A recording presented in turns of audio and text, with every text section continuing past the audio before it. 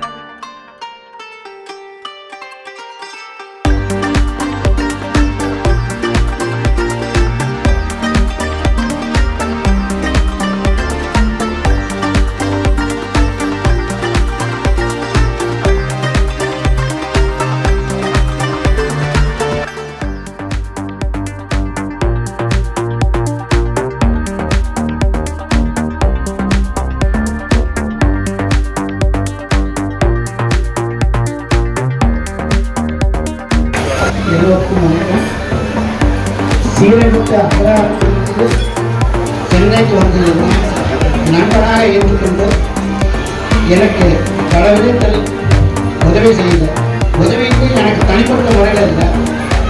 என் மூலிமா Sainagar association KGs அப்பப்பன் பெண்டா நலச்சங்கத்துக்கு பல உதவிகளை செய்திருக்கேன்.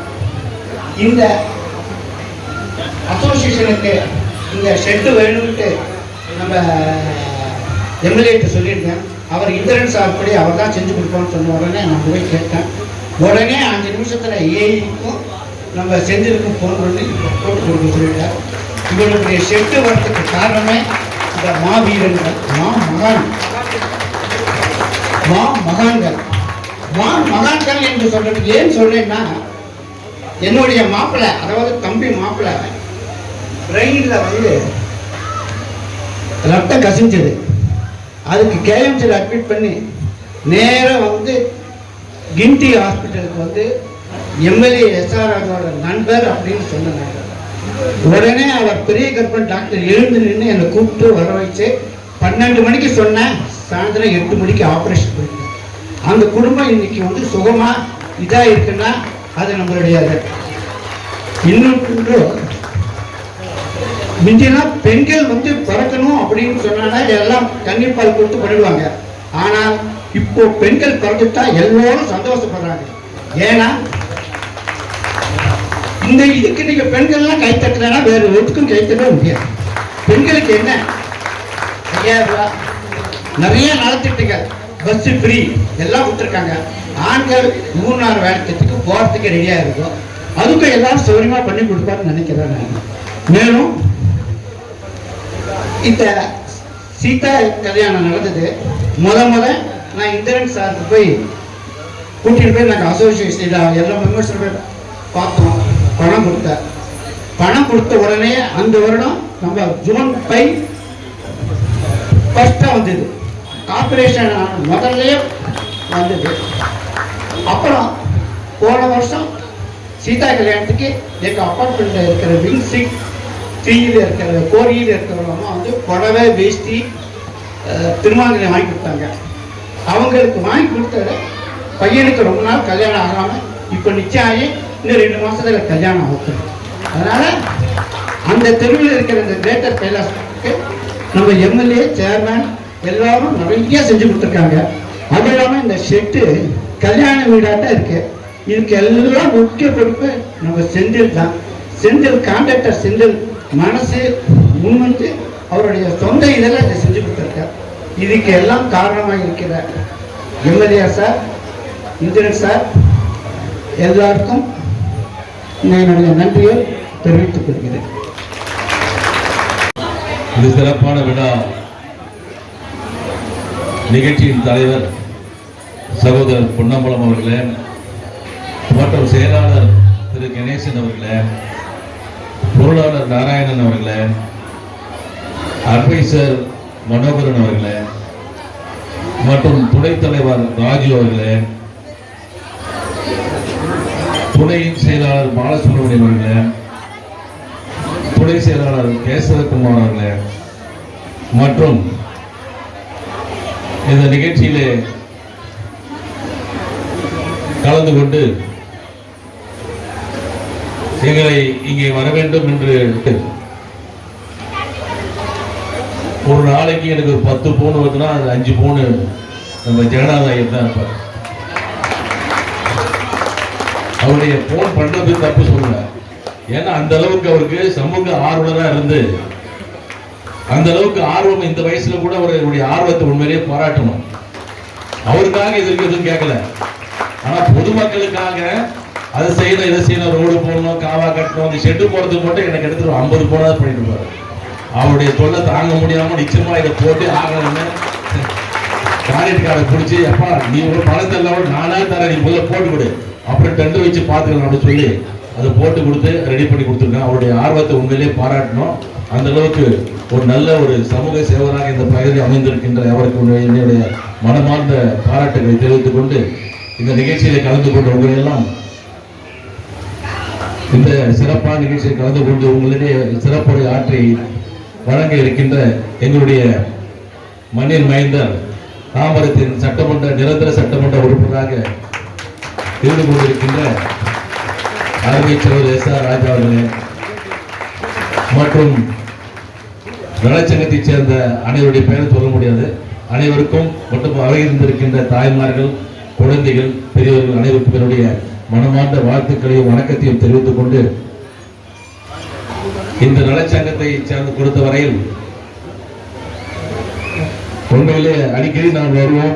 இந்த நலச்சங்கத்தை சேர்ந்த என்ன சொல்கிறாலும், சாலை வசதியானாலும் கால்வா வசதியானாலும் இன்றைக்கு அனைத்துமே இன்றைக்கு செய்யக்கூடிய ஒரு ஆற்றல் மிகுந்த ஒரு ஆட்சியாக இன்றைக்கு இருந்து கொடுக்கின்ற காரணத்தினால் சட்டமன்ற உறுப்பினருடைய அந்த நிதியை பெற்றுக் கொடுத்து அவர் எங்களுக்கு துணையாக இருக்கின்ற காரணத்தினால்தான் இந்த பகுதியிலே அனைத்து பகுதிகளிலும் நிச்சயமாக சாலைகள் வசதிகள் அனைத்தும் செய்ய முடிந்தது என்பதை இந்த நேரத்தில் தெரிவித்துக் கொள்ள விரும்புகின்றேன். சாலை வசதி மட்டுமல்ல, இந்த பூங்காக்கள் இங்கு மட்டும் இல்ல, கிட்டத்தட்ட மாடமாக்க அனைத்து பகுதி சென்னா 36 பூங்காக்கள் இன்னைக்கு சீர்படுத்திருக்கோம். சாதாரணமான பூங்கா இல்ல, ஒவ்வொரு விதமான எங்க தாம்பரத்தில் பாத்தீங்கன்னா சயின்ஸ் பார்க் ஒரு பூங்கா, மாணவர்கள் பயன்படுத்துகின்ற அளவுக்கு விஞ்ஞான ரீதியிலே அதை பயன்படுத்துகின்ற பூங்காவாக அங்கு அமைத்து கொடுத்திருக்கோம். மகளுக்கென்றே தனியாக பூங்கா, மல்லீஸ்வர் நகர்ல இவங்கெல்லாம் ஒரு வாட்டி வந்து நீங்க மல்லீஸ்வர் நகர்ல பூங்கால நீங்க மீட்டிங் போடணும் சரிங்களா? அந்த பூங்கா வந்து மகளிருக்கே பூங்கா, அந்த மல்லீஸ்வர் நகர் பூங்கா, பாய் கார்டன், இப்படி அதுக்குன்னு தனியா பூங்கா, இப்படி நிறைய பூங்காக்களை அமைச்சு கொடுத்து மாணவர்களுக்கும் இளைஞர்களுக்கும், இன்னும் சொல்ல போனா இளைஞர்களுக்கு உடற்பயிற்சி மையங்கள், இளைஞருக்கு உடற்பயிற்சி மையங்கள், யோகா மையங்கள், அப்புறம் லைப்ரரி, இந்த மாதிரி எண்ணற்ற பணிகளை இன்னும் சொல்ல போனா இப்போ வயதானவர்களுக்கு அவர்களுக்கென்றே தனியாக அவர்கள் புத்துணர்வு கூடமாக அவர்கள் கலந்து பேசி அமர்ந்து ஜெகநாத ஐயர் மாதிரி இருக்கவங்க எல்லாம் பேசி அவங்க என்ஜாய் பண்ணால பேசி ஜாலியா இருக்குது. அவங்களுக்கு ஒரு மையம் அமைக்கிறதுக்கு அதுக்கு ரெடி பண்ணிட்டு இருக்கோம். இந்த மாதிரி இன்றைக்கு தமிழகத்தில் இன்றைக்கு ஆட்சியாளர்கள் ஆட்சி அடைத்துக் கொண்டிருக்கின்ற தமிழக அரசு இன்றைக்கு எண்ணற்ற பணிகளுக்கு முன்னாலே ஐயர் சொன்னார், பெண்களுக்கென்றே ஒரு ஆட்சி நடைபெறுகிறது சொன்னால் அதுதான் இன்றைக்கு இருக்கின்ற முதல்வர் அவருடைய ஆட்சி. பெண்களுக்கென்றே தனியாக இன்றைக்கு ஆட்சி நடைபெற்றுக் கொண்டிருக்கின்றது.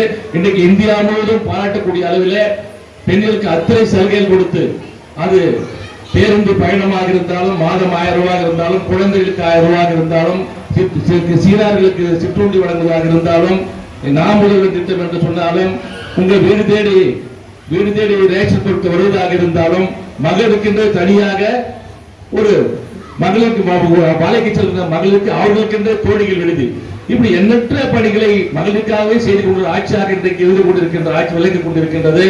நம்முடைய சட்டமன்ற உறுப்பினர் எண்ணற்ற பணிகளை இன்றைக்கு தாம்பரத்தில் செய்து கொண்டிருக்கின்ற அவருக்கு நிறைய நல்லது.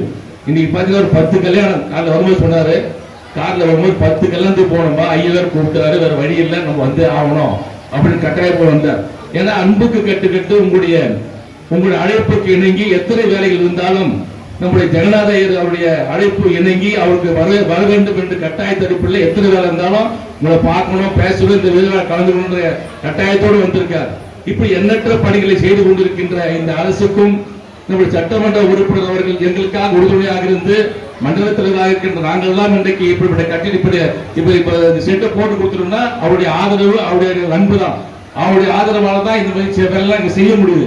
எண்ணற்ற பணிகள் செஞ்சுட்டு இருக்கோம். தாம்பரம் பாத்தீங்கன்னா மாடப்பாக்கம் போலாம், பக்கத்தில் இருக்க இடுகாடு மின்சாரத்துக்கு தகன வேண்டிய மாத்திருக்கோம். இப்படி மாடமாக எடுத்து நிறைய பணிகள் சொல்லிட்டே போலாம். இன்னைக்கு நிறைய பணிகள் இருக்கு. அத்தனை பாதிக்கும் இன்னைக்கு சாலை போட்டாச்சு.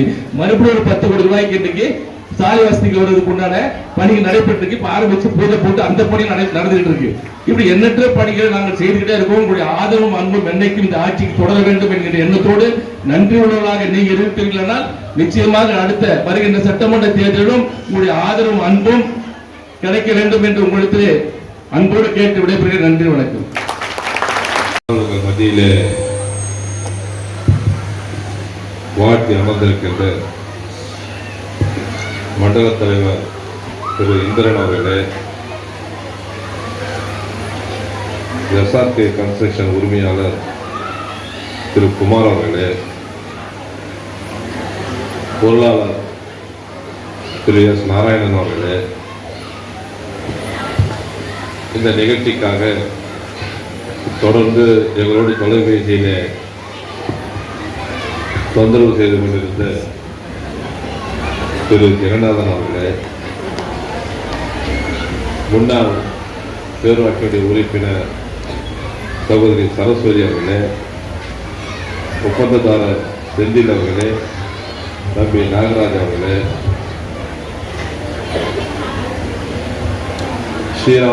சாய்ராம் நல சங்கத்தினுடைய தலைவர் திரு பூபாலன் அவர்களே,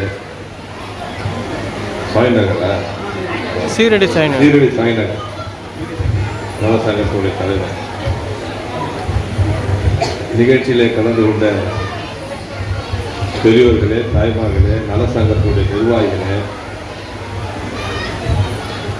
இரண்டு நடனம் ஆடினாலும் முதல் நடனம் சிறந்ததா அல்லது இரண்டாவது நடனம் சிறந்ததா என்று சொல்லக்கூடிய அளவில் மிக சிறப்பாக இந்த நடனத்தை ஆடிய மாணவிகளுக்கும் குழந்தைகளுக்கும் இதை ஒருங்கிணைத்த ஆசிரியருக்கும் இந்த நேரத்திலே என்னுடைய மனமார்ந்த வாழ்த்துக்களையும் நன்றியும் அன்போடு தெரிவித்துக் கொள்கிறேன். பொதுவாக என்னை கன்வின்ஸ் செய்வது என்பது அவ்வளோ ஈஸியான விஷயம் அல்ல.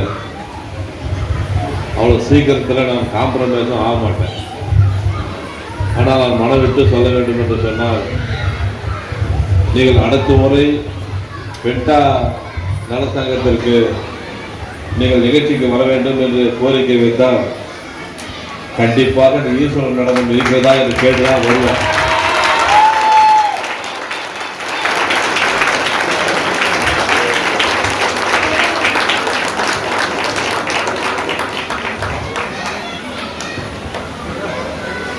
நீங்களெல்லாம் நடனத்தை பார்த்திருப்பீர்கள், கண்டு கழித்திருப்பீர்கள், கைத்தட்டி இருப்பீர்கள்.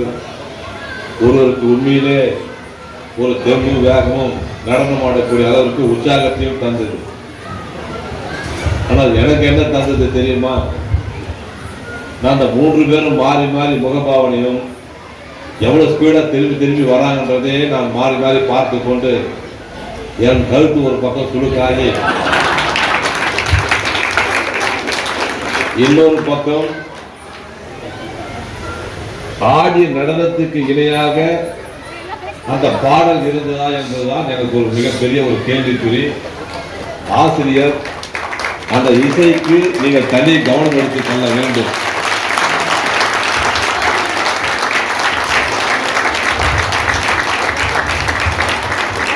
ஏனென்று சொன்னால், எனக்கெல்லாம் சின்ன வயசுல இருந்து பஜனைக்கு போறது பழக்கம். அவங்க பாட்டு பாடிட்டு இருப்பாங்க, நான் பாட்டுக்கு தாளம் போட்டு இருப்பேன். தாளம் போட்டா யாருக்கு தெரிய போகுது? ஆனா ஒரு சின்ன தப்பு பண்ணா கூட பக்கத்துல மறைப்பாங்க. அது போல 200 இன்ஸ்ட்ருமெண்ட் 100 இன்ஸ்ட்ருமெண்ட் வாசித்தாலும் அதை யாராவது ஒருவர் தப்பு செய்தால் கூட கண்டிப்பாக அந்த மெல்லிசை மன்னர் அதை கண்டிப்பாக கண்டுபிடித்து விடுவார்கள். அதுபோலதான் இந்த நிகழ்ச்சியை பொறுத்தவரை இந்த ஆசிரியர்களுக்கு, ஒருங்கிணைப்பாளருக்கு என்னுடைய அன்பு வேண்டுகோளாக தனி கவனம் அதற்கு எடுத்துக்கொள்ள வேண்டும். மியூசிக் சரியா இருந்தா கூட மைக் செட்டுக்காரர் சரியா இருக்கணும், மைக் செட்டுக்காரர் சரியா இருந்தா கூட அந்த சவுண்ட் பாக்ஸ் சரியா இருக்கணும். இதில் எங்க ஒரு சின்ன தப்பு வந்தாலும் யாருக்கு கெட்ட பேர் வரும்னா ஒருங்கிணைப்பவருக்கு தான் அந்த கெட்ட பேர் வரும். இருந்தாலும் இந்த நேரத்தில் ஒருவருக்கு ஒரு சிலருக்கு ஒரு மகிழ்ச்சி வரும். ஆனால் என்னை பொறுத்தவரை இன்றைக்கு உணர்ச்சி மிகுந்த மகிழ்ச்சியை இந்த நடனத்திலே பார்த்ததிலே நான் மிகவும் சந்தோஷப்படுறேன். அதற்காக இந்த கருணாநிதிகளுக்கு மீண்டும் ஒரு முறை என்னுடைய நன்றியை நான் இந்த நேரத்திலே தெரிவித்துக் கொள்கிறேன்.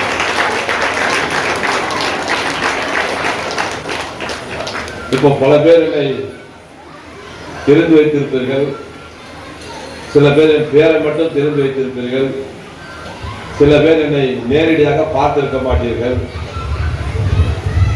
நேரடியாக பார்க்காதவர் மட்டும் தயவுசெய்து கை தூக்கி பார்க்கலாம். இவ்வளவு பேர் என்னை பார்க்கல. நான் 30 வருஷமா பதவியிலே இருக்கிறேன். எத்தனை வருஷமா பதவியிலே இருக்கிறேன்? 2 வாட்டி சேர்மனா இருக்கிறேன், 3 வாட்டி எம்எல்ஏ இருக்கிறேன், 1 வாட்டி எம்எல்ஏ நின்று தோத்து இருக்கிறேன், எதுக்காக நான் இப்ப வந்தேன்னா, அடுத்தது தேர்தல் வருது. தேர்தல் வரும்போது நாங்க ஓட்டு கேட்கறதுக்கு வருவோம். பில்டிங் தான் இருக்கா, நான் வாட்ச்மேன் தான் இருப்பாரு. அவளுக்கு ஒரு வேலை கிடையாது. அவளை பாட்டு கத்தி போகணும். நீங்க பாட்டு வீட்டுல டிவியும் பார்ப்பீங்க, சமையலும் செய்வீங்க, இல்ல உங்களுடைய பொது வாழ்க்கையை நீங்க கழித்து கொண்டிருப்பீர்கள். ஆனால் இதை ஒரு நல்ல சந்தர்ப்பமாக நானும் பயன்படுத்தி கொண்டு வர தேர்தலில் எனக்கு ஆதரவு தரணும்னு கேட்கறதுக்கு ஒரு சூழ்நிலையை நீங்கள் உருவாக்கி தந்திருக்கீங்க. அதையும் நான் இந்த நேரத்தில் பயன்படுத்திக் கொள்கிறேன். இங்கே நம்முடைய மண்டல தலைவர் அவர்கள் நிறைய செய்திகளை இங்கே சொன்னார்கள். அவருக்கு நேரம் இல்லை. அவர் மிக சிறந்த பேச்சாளர். பேச்சாளர் மட்டுமல்ல, மேடையில் நான் அவர் ஒன்றா பேசினா முதல்ல அவர் பேச சொல்லல, அதுக்கப்புறம் தான் என்ன பேச சொல்லுவாங்க. நான் இறங்கி போனதுக்கப்புறம் அவர் தான் நல்லா பேசினான்னு சொல்லுவாங்க, என்னை விடுவாங்க. அதுக்காகவே நான் கொஞ்சம் உஷாராக அவர் வர்ற கூட்டத்துக்கு நான் உஷாராக பேச வேண்டிய நிலைமையில் இருக்கிறேன். இப்போ என்னுடைய கட்டம் தான் தாண்டி போயிடுச்சு. நான் ஒரு காலத்தில் காவா கட்டுறது, லைட் போடுறது, ரோடு போடுறது, கல்வெட்டு பார்க்கறது, குப்பை வாடுறது, இந்த சேகனை தர்றது, இந்த போல வேலையை நான் ஒரு 10-15 வருஷமாக தொடர்ந்து செய்து கொண்டிருந்தேன். இப்போ ஒரு கட்டத்துக்கு மேலே போய் இந்த ஈபி டிரான்ஸ்ஃபார்ம் போடுறது, ரேஷன் கடை கட்டுறது, அங்கன்வாடி கட்டடங்கள் கட்டுறது, மருத்துவமனை கட்டுறது, இது போல கட்டடங்களாக சமுதாய கூடம் கட்டுவது, இது போல ஒரு பட்டத்துக்கு போய் ரெவன்யூ டிபார்ட்மெண்ட்லேருந்து பட்டா கொடுப்பது, இது போல ஒரு கட்டத்துக்கு போய் இப்போ இன்னும் அடுத்த கட்டத்துக்கு நாங்கள் போய் கொண்டு இருக்கிறோம். அடுத்த கட்டம் என்று சொன்னால், இப்போ கை தூங்கின பாதி பேர் ஒரு 4-5 வருஷத்துக்கு அப்புறம் தான் இங்கே வந்திருப்பீங்கன்னு நினைக்கிறேன்ல. 4-5 வருஷம் கழிச்சு தான் இங்கே வந்திருப்பீங்க. அதுக்கு முன்ன நீங்கள் இருந்திருக்க மாட்டீங்க. இதுக்கு முன்ன நீங்கள் ஊருக்கு போனால் ட்ரெயின் ஏறி போகிறதுக்கு எங்கே போனோம்? எக்மோரில் போய் போனோம். ஞாபகம் தான் உங்களுக்கு? தேஜா எக்ஸ்பிரஸில் போனோம்னா எக்மோர் போனோம். ஆனால் இப்போ தேஜா எக்ஸ்பிரஸ் தாம்பரத்துலேருந்தே கிளம்புது. இதை 3வது முனையமாக ஆக்கியது எங்களுடைய ஆட்சி காலத்தில் நாடாளுமன்ற உறுப்பினர் நாங்கள்லாம் சேர்ந்து செஞ்ச பணிகள். இப்போ நீங்கள் பார்க்குற மாநகராட்சி நாங்கள் உருவாக்கியது. கார்பரேஷன் அலுவலகம் பக்கத்திலே உங்களுக்கு வரப்போகுது. சென்னையை ஒட்டி இருக்கிற காவல்துறை ஆணையரகம் தாம்பரத்துக்கே வந்துச்சு. மிகப்பெரிய மருத்துவமனை வந்துச்சு. இப்போ தாம்பரத்துக்கு வராதது ரெண்டே தான் வரல. ஒன்று மெட்ரோ ரயில் திட்டம் இங்கே வரல, இன்னொன்று நம்மளுடைய கலெக்டரேட், செங்கல்பட்டு கலெக்டரேட் தாம்பரத்துக்கு வரல. இது அத்தனை அலுவலகமும் வந்துச்சு. உங்களுக்கு இங்கே மேடையில் அப்பப்போ ஞாபகப்படுத்தியே இருக்காங்க. இந்த பகுதிக்கு பாதாள சாக்கடை திட்டம் மட்டும் நீண்ட நாட்களாக நிலுவையில் இருக்கிறது. ஆனால் அதையும் இந்த அரசு டெண்டர் விடப்பட்டு 6ஆம் தேதிக்குள்ள முடியும் போது பாதாள சாக்கடை திட்டம் உங்களுக்கு வரப்போகுது. பாதாள சாக்கடை திட்டம் என்பது மிக முக்கியமானது. ஆகவே அதுவும் இந்த பகுதியிலே உங்களுக்கு வரப்போகுது. இது போல எண்ணற்ற பணிகளை நாங்கள் தொடர்ந்து செய்து கொண்டிருக்கிறோம். நிறைய பேர் இங்கே கை தூக்குறீங்க. தூக்கின கையெல்லாம் நீ வீட்டுக்கு போய் உட்கார்ந்து ஃபேஸ்புக்லையோ இல்லது என்னை தெரிந்தவரிடத்திலோ நீங்கள் கேட்டு தெரிந்து கொண்டால் நாங்கள் எப்படி பொது வாழ்க்கையிலே பணியாற்றுகிறோம் என்பது உங்களுக்கு தெரியும். நான் எல்லாருக்கும் ஒன்று தான் சொல்லுவேன். பொது வாழ்க்கையில் இருக்க அத்தனை பேருக்கு ஆரம்பத்திலிருந்தே சொல்றது, ஒரு தடவை வெற்றி பெறுவது என்பது ரொம்ப ஈஸி. ஜனதை தெரியாம ஓட்டு போட்டுருவாங்க. எப்போ ஒரு தடவை. 2வது தடவை வெற்றி பெறுவது என்பது ரொம்ப கஷ்டம். முதல் தடவை வேலை செஞ்சுதான் 2வது வாட்டி வர முடியும். 3வது வாட்டி வரணும்னு சொல்லிட்டா வந்துட்டு அனுமதிச்சாங்க. அதுக்கப்புறம் 4வது வாட்டிலாம் அவனை தோகடிக்கிறது ரொம்ப கஷ்டம். இது என்னுடைய அரசியல் அனுபவம். ஆனா நான் 4வது வாட்டி தோத்துட்டேன். இது எப்படி தோத்தன்னு கேட்குறீங்களா? இந்த மாடப்பாக்கத்தை அந்த திருப்பி ஊட்டினா எனக்கு வைத்தியராஜ் போனது அந்த அளவுக்கு வளர்ந்து போச்சு. இங்க யாருன்னா அஷ்டலட்சுமி கோயிலுக்கு போயிருக்கீங்களா? அஷ்டலட்சுமி கோயிலுக்கு நான் பேசட்டமா இல்லை முடிக்கிட்டோமா? குழந்தைங்களா நிற்கிறாங்க. நீங்க பேசுனா பேசுவேன், முடியுன்னா முடிப்பேன்.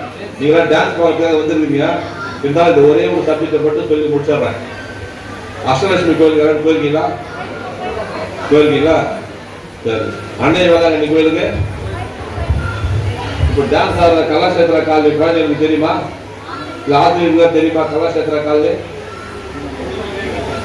கலாஷேத்திர காலனின்னு ஒரு நடன பள்ளி தெரியுமா? வந்து அது வரைக்கும் நான் தான் எம்எல்ஏ. எது வரைக்கும்? இங்க இருந்து எவ்வளவு தூரம் போனோம்? அந்த பக்கம் ஓஎம்ஆர் ரோடு போறீங்கல்ல, கொட்டிவாக்கம், மொளவாக்கம், நீலகரம், ஈஞ்சம்பாக்கம், உத்தண்டி, செம்பஞ்சேரி, காரப்பாக்கம், துறப்பாக்கம், மொத்த தொகுதிக்கு நான். அப்ப எனக்கு 10 லட்சம் ஓட்டு. 10 லட்சம் ஓட்டை நான் ஒரே ஒரு நாள் பண்ண முடியுமா? பார்க்க முடியுமா? இந்த பக்கத்துல இருக்கிற ஊர்லயே நான் பார்க்கணும்னு நீங்க சொல்றீங்க. அப்ப என்ன பண்ணன்னு கேட்டீங்கன்னா, அப்போ வேலை செஞ்சேன். வேலை செய்து சரி இவ்வளவு தூரம் நம்ம வந்து தாம்பரம் தானே நம்மளை பத்தி தெரியுமே சொல்லி அதிக கவனம் அந்த பக்கம் வச்சேன். அதால நம்மளை பார்க்கணும்னு சொல்லி இங்க நான் 13,000 ஓட்டுல தான் தோத்தேன். ஆனா என்னுடைய கேர்லஸ் தான் முதல். அப்ப கூட நான் தோப்பேன்னு ஒரு எண்ணம் வந்திருந்தா கண்டிப்பா வேலை செஞ்சிருப்பேன். இன்னொன்னு சொல்றது கேட்டுக்கோங்க, ஒரு தடவை ஒருத்தர் தோத்துட்டாங்கன்னு வச்சுக்கோங்க, 2வது வாட்டி ஜெயிக்கவே முடியாது.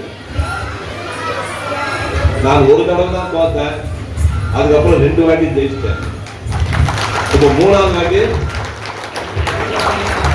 தலைவர் சீட்டு கொடுத்தா ஒரு மூஞ்சில எதனா கவலை தெரியுது அவங்களுக்கு? தேர்தலில் நிற்க போறாங்க, ஒரு பயம் ஏதுன்னு தெரிந்தா எனக்கு பயமே இருக்காது. காரணம் காலையில் 5:30 மணிக்கு எழுந்ததுல இருந்து 20 படுக்கிற வரைக்கும் ஏதாவது ஒரு பணியை மக்களுக்கு செய்து கொண்டிருப்போம். அந்த வகையில தொடர்ந்து செய்வோம். நீங்கள் ஆதரவளிக்க வேண்டும். 2 விஷயத்துக்கு மட்டும் நான் சொல்லி முடிக்கிறேன். இந்த நடனமாடிய குழந்தைகளுடைய ஆசிரியர் மட்டும் தயவுசெய்து மேடைக்கு வரணும்.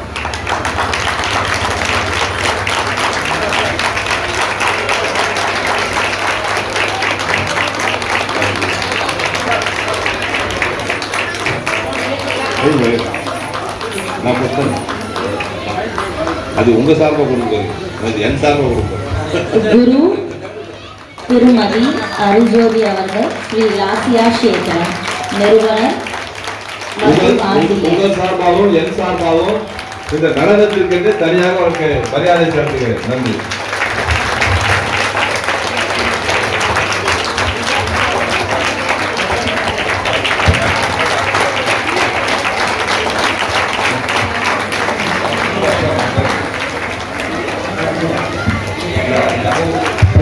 சங்கத்தின் சார்பாக திருமதி அருள்ஜோதி அவர்களுக்கு நினைவு பரிசு அளிக்கப்படுகிறது.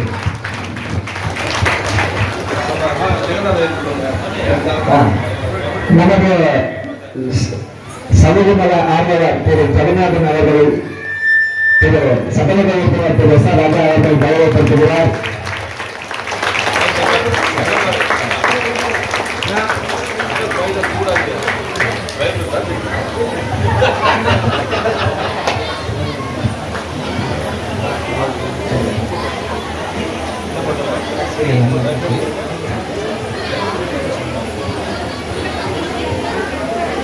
சரஸ்வதி ஒளியரசு மேடம் அவர்களுக்கு நமது சங்கத்தின் ஆலோசகர், தாம்பரம் மாநகராட்சியின் ஒருங்கிணைந்த முன்னாள் அனைத்து சங்கங்களின் தலைமையில் ஏற்ற பார்வா என்று சொல்லக்கூடிய செல்ல தங்கத்திற்கு தங்கமான எங்களுடைய தலைவர் அவர்களால் மரியாதை செய்யப்படுகிறது.